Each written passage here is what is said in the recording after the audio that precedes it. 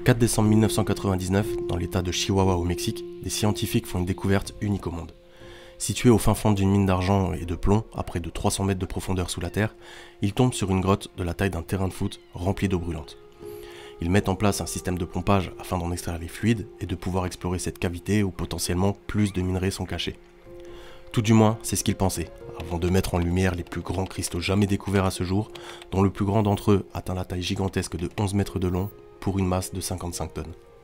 La température qui règne dans cette grotte est de 45 degrés Celsius pour un taux d'humidité qui avoisine les 100%, ce qui inflige aux visiteurs un ressenti de 100 degrés.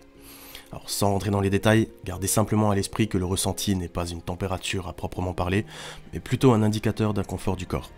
Ce ressenti peut être différent selon les personnes, en revanche les effets seront les mêmes. Dans le cas de la grotte aux cristaux géants, ainsi nommée par les scientifiques, il est difficile pour quiconque d'y tenir plus de 10 minutes sans équipement adapté. Au bout de 5 minutes, le rythme cardiaque s'accélère, la chaleur empêche le cœur de ralentir, les organes commencent à manquer d'oxygène, la sueur ne s'évapore plus à cause du fort taux d'humidité, et donc la température corporelle n'est plus régulée. C'est pour ces raisons qu'il faudra attendre 2008 pour que la première expédition voie le jour.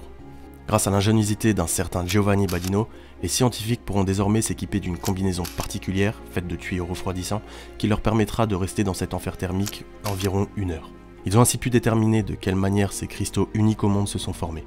Ils en ont déduit que cette mine de Naika est située sur une ancienne faille et que la chaleur intense qui y règne est due à la présence d'une chambre de magma à proximité.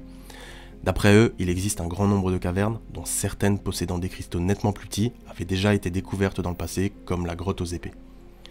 Ces différentes cavernes sont traversées par des eaux brûlantes et fortement minéralisées qui, lorsqu'elles atteignent des zones plus froides, déposent la majorité de leurs teneurs minérales telles que le plomb, le zinc et l'argent.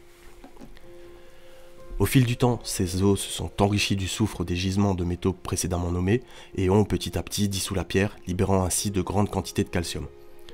Ce calcium et le soufre ambiant se sont alors combinés pour former sur une période estimée de 500 000 ans cette forêt de cristaux d'une échelle encore jamais observée auparavant. Par ailleurs, d'autres cristaux bien plus petits mais encore jamais découverts également à ce jour ont été observés, ainsi que de nouveaux types de bactéries.